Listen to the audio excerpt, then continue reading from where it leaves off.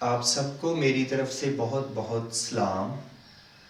آج ہم متی کی انجیل 22 باب اور اس کی آیت 15 سے باب کے آخر تک سیکھیں گے۔ یہ غالباً تیسرے دن کے واقعات یا سوال و جواب ہیں، اور اس میں یہ ہے کہ جو مختلف گروہ ہیں، فریسی ہیں، صدوقی ہیں، ہیرودی ہیں، وہ یسوع کو پھنسانے کی کوشش کرتے ہیں سوال و جواب کے ذریعے، مباحثے کے ذریعے۔ اور جب کوئی مباحثہ کرتا ہے، بحث کرتا ہے، تو دیکھا گیا ہے کہ لوگ جذباتی ہو جاتے ہیں یا ایسے سوال، ایسے جواب دیتے ہیں جس سے کسی کے جذبات کو ٹھیس پہنچتی ہے۔ جذبات میں آ کر لوگ ایسے بھی جواب دے دیتے ہیں۔ لیکن ہم یہاں پر دیکھتے ہیں کہ یسوع نے ان کے دلوں کو ہر بار یسوع جان لیتا تھا، لیکن یسوع نے پھر بھی ان کی کسی کی بھی دل آزاری نہیں کی اور انہیں مؤثر جواب دیتا رہا۔ جو پہلا گروہ ہے وہ ہے فریسی، اور انہوں نے اپنے شاگردوں کو ہیرودیوں کے ساتھ بھیجا۔ جیسے کہ ہم جانتے ہیں اناجیل میں فریسیوں کا بارہا ذکر آتا ہے، یہ اس دور کے استاد تھے، اور جو ہیرودی تھے یہ ہیرودیس کی حمایت کرنے والے تھے۔ جو ہیرودیس کو بادشاہ تو تھا، اس سے بھی بڑا بادشاہ چاہتے تھے کہ وہ بن جائے، اور یہ جو ہیرودی تھے اور جو فریسیوں کے بھیجے ہوئے تھے، یہ یسوع کے پاس آتے ہیں اور یسوع کی آ کر پہلے وہ تعریف کرتے ہیں اور کہ تو سچا ہے، تو سچائی کی راہ بتاتا ہے اور تو کسی کا طرفدار نہیں۔ یہ تو ٹھیک باتیں ہیں، اور وہ ایسے ہی آ کر یسوع واقعہ ہی سچائی پہ چلتا تھا، سچائی کی باتیں بتاتا تھا، کسی کی طرفداری نہیں کرتا تھا۔ انہوں نے یہ درست کہا، اس کی تعریف کی، لیکن وہ اس سوچ سے نہیں آئے جو وہ کہہ رہے ہیں، بلکہ وہ یسوع کو پھنسانے کی کوشش کر رہے ہیں۔ انہوں نے آ کر سوال کیا کہ کیا کیسر کو جزیہ دینا روا ہے یا نہیں؟ تو یسوع نے انہیں بالکل سیدھا ہی کہہ دیا کہ آئے ریاکارو، کہ ان کے دل میں یہ جو بری سوچ ہے، اور وہ اس کے مطابق یسوع نے انہیں پھر سکھایا اور جواب بھی دیا کہ ان کے دل میں یہ شرارت ہے، اور یسوع نے کہا کہ وہ جو سکہ ہے جزیے کا وہ مجھے دکھاؤ، اس پر کس کی تصویر اور نام ہے؟ تو انہوں نے کہا کیسر کا۔ تو اس پہ کیسر کی جو شہنشاہ تھا، کیسر اگستس، اس کی تصویر تھی اور اس کا نام بھی لکھا تھا۔ تو یسوع نے کہا جو کیسر کا ہے وہ کیسر کو دو، اور جو خدا کا ہے وہ خدا کو۔ تو اگر یسوع ایسے کہتا کہ تمہیں کیسر کو جزیہ دینا روا ہے، یا یسوع صرف یہ کہتا کہ تم کیسر کو جزیہ نہ دو، تو دونوں طرح سے مخالفت ہوتی۔ اگر یسوع یہ کہتا کہ کیسر کو جزیہ نہ دو، تو جو ہیرودی تھے وہ حکومت کے بھی حمایتی تھے، اور وہ یسوع کی شدید مخالفت کرتے۔ یسوع کو ہو سکتا ہے اسی وقت وہ گرفتار کر لیتے، کیونکہ یہ حکومت کے خلاف تعلیم دیتا ہے۔ اور اگر یسوع صرف یہ کہتا کہ تمہیں جزیہ دینا روا ہے، تم جزیہ دو، تو جو فریسی تھے یہ ان کے لیے ٹھوکر کا باعث بات بنتی، کیونکہ وہ سمجھتے ہیں کہ یہ ہم پہ مسلط ہیں، یہ ہم سے راج کرتے ہیں اور ہم سے جو ٹیکس لیتے ہیں یہ روا نہیں. تو لیکن یسوع نے انہیں بڑا معقول سا جواب دیا کہ مجھے دکھاؤ، بتاؤ اس پہ تصویر کس کی بنی ہے، اور اسی کے بدلے تمہیں رومی حکومت شاعرائیں بناتی ہے، تعلیم دیتی ہے، جو اس دور میں صحت کی سہولیات تھیں، دفاع کی سہولیات جو تھیں وہ بھی حکومت تمہیں دیتی ہے. اس کے بدلے تمہیں اسے جو اس کا حق بنتا ہے، اسے جو ٹیکس دینا ہوتا ہے، جزیہ دینا ہوتا ہے، تم پہ عائد ہے وہ دو. اور اسی طرح اس کے ساتھ یسوع نے یہ بھی سکھایا کہ جو خدا کا ہے وہ خدا کو دو.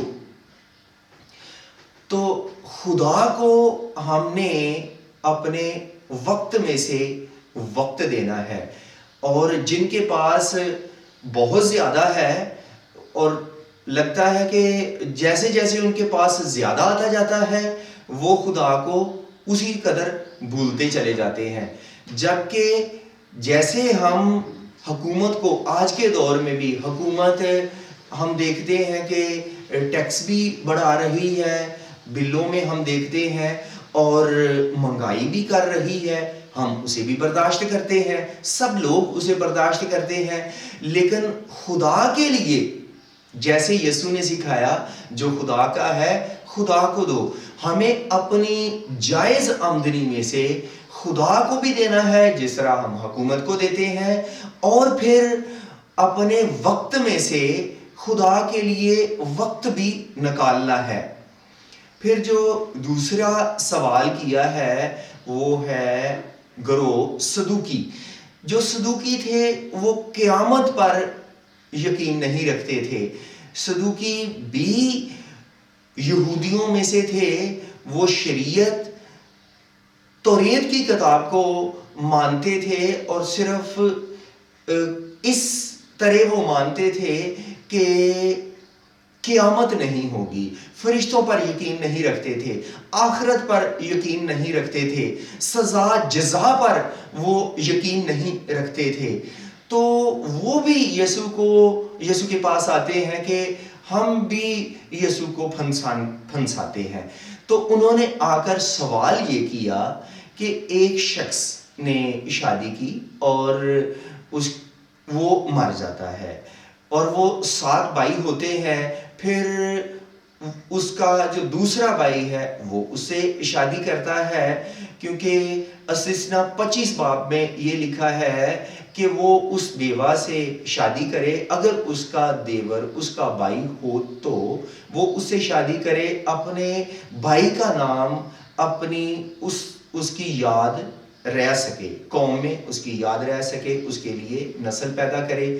تو اس طرح پہلے مر گیا، پھر دوسرا مر گیا، پھر تیسرا، حتیٰ کہ وہ 7 مر جاتے ہیں، اور پھر وہ عورت بھی مر جاتی ہے. تو وہ پوچھتے ہیں کہ قیامت کے دن ان میں سے وہ کس کی بیوی ہوگی. تو یسوع نے اس من گڑت کہانی کو بھی بڑے سنجیدہ طریقے سے سکھایا انہیں، کیونکہ یہ من گڑت ہی ہے. دیکھیں کہ انہیں سبق نہیں آ رہا کہ 4-5 مر گئے ہیں تو اب جو باقی رہ گئے ہیں وہی شادی نہ کریں، کیونکہ جو بھی شادی کرتا ہے وہ مرتا چلا جا رہا ہے، تو وہ شادی نہ کریں. تو یسوع نے ایسا نہیں کہا. یسوع نے پھر یہ بھی نہیں کہا کہ قیامت پر تو تم یقین ہی نہیں رکھتے، تو تم قیامت کے بارے میں مجھ سے سوال کر رہے ہو، میں جو بھی بتاؤں تو تم نے کون سا یقین کرنا ہے؟ نہ تو تم فرشتوں کو، نہ تم آخرت کو، نہ تم قیامت کو، کہ سب لوگ جو مر جاتے ہیں وہ ایک دن آئے گا کہ وہ جی اٹھیں گے. لیکن یسوع نے کہا کہ تم گمراہ ہو، تم کتاب مقدس کو، تم خدا کو، خدا کی باتوں کو تم نہیں جانتے، تم اسے نہیں مانتے، کیونکہ خدا جو ہے وہ نہ صرف خدا زندوں کا خدا ہے. اور پھر یسوع نے یہ بھی حوالہ دیا خروج باب 3 کا کہ وہ ابراہیم کا خدا ہے، وہ اسحاق کا خدا، وہ یعقوب کا خدا ہے، اور وہ مردوں کا خدا نہیں بلکہ وہ زندوں کا خدا ہے۔ تو یسوع نے یہ بتایا کہ خدا نے وہاں پر بھی جب خدا موسیٰ سے مخاطب تھا تو وہ نہیں تھے، وہ ابراہیم، اسحاق، یعقوب تو مر چکے تھے۔ تو یہ خدا نے ایسے نہیں کہا کہ میں ابراہیم کا باپ تھا، میں اسحاق کا باپ تھا، میں یعقوب کا باپ تھا، بلکہ یہ کہ میں ان کا وہ باپ ہے۔ وہ روحانی طور پر اب بھی زندہ ہے اور جسمانی طور پر ایک دن وہ بھی سب لوگوں کے ساتھ جی اٹھیں گے، کیونکہ وہ زندوں کا باپ ہے۔ اور پھر یسوع نے یہ بھی کہا کہ قیامت کے وقت جب لوگ جی اٹھیں گے تو شادی بیاہ نہیں ہوگی، کیونکہ لوگ فرشتوں کی مانند ہوں گے۔ جو فرشتہ ہوتا ہے اس میں نر مادہ کی صفت نہیں ہوتی، وہ نورانی جسم ہوتا ہے، اور جب ہم نورانی جلالی بدن میں ہوں گے، ہماری جو اب سوچ ہے، انسانی سوچ ہے بیاہ شادی والی، یہ سوچ ہی نہیں ہوگی۔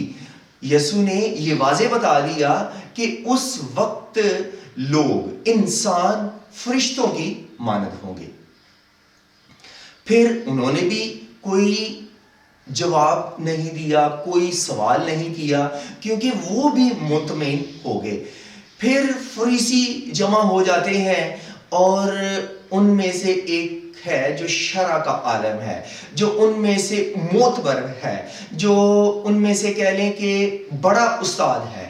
وہ سوال کرتا ہے کہ آئے استاد، شریعت میں بڑا حکم کون سا ہے؟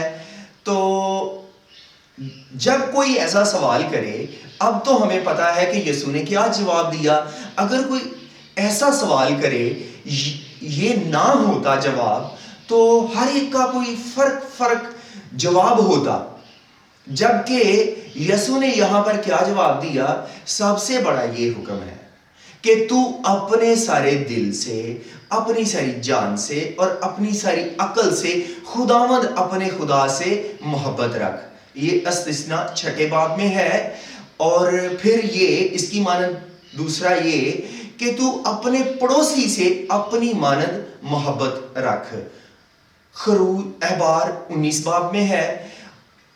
اور یہ کہ جو پہلا حکم ہے، اس میں جیسے میں نے پہلے بتایا کہ اگر یہ نہ ہوتا تو ہر ایک کی الگ الگ رائے ہوتی اس دور میں بھی، اور جب یسوع کو نے بتا دیا تو وہ بھی بالکل مطمئن ہو گئے کہ ہمیں خدا سے ہی محبت رکھنی ہے، پورے دل سے، جذبات سے اور پوری جان سے، سوچ سے، طاقت سے اور پوری عقل، شعور، ذہانت سے خدا سے محبت رکھنی ہے۔ اور یہ کہ خدا کے کلام کے مطابق، خدا کے حکموں کے مطابق چلنا ہے، اس کا اپنی زندگی میں ڈر خوف رکھنا ہے، تو ہم خدا سے محبت رکھتے ہیں۔ پہلا حکم ہے یہ۔ دوسرا اس کی مانند یہ کہ اپنے پڑوسی سے اپنی مانند محبت رکھ۔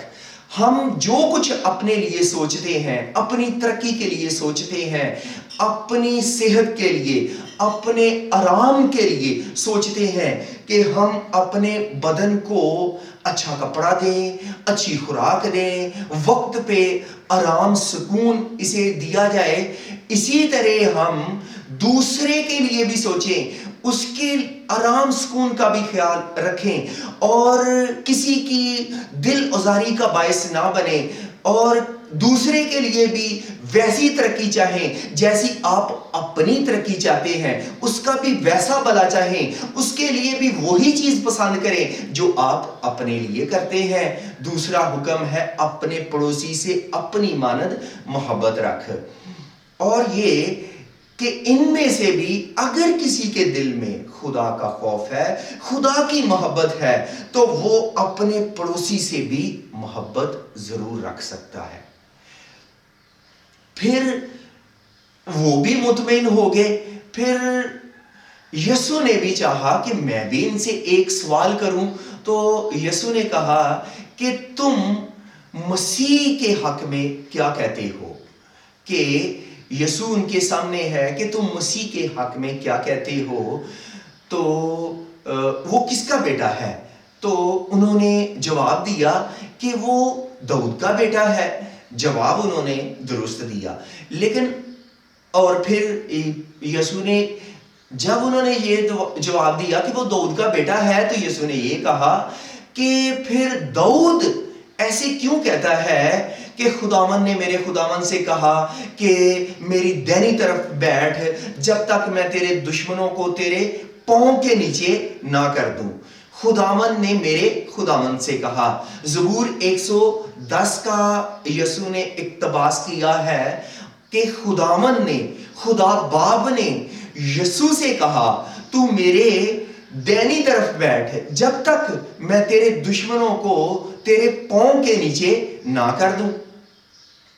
تو یسوع نے کہا کہ آپ کہہ رہے ہیں کہ یسوع جو ہے، مسیح جو ہے، وہ داؤد کا بیٹا ہے، جبکہ داؤد تو خود کہہ رہا ہے کہ وہ میرا خداوند ہے، وہ میرا مالک ہے، وہ میرا خدا ہے، کیونکہ یہ لکھا ہے۔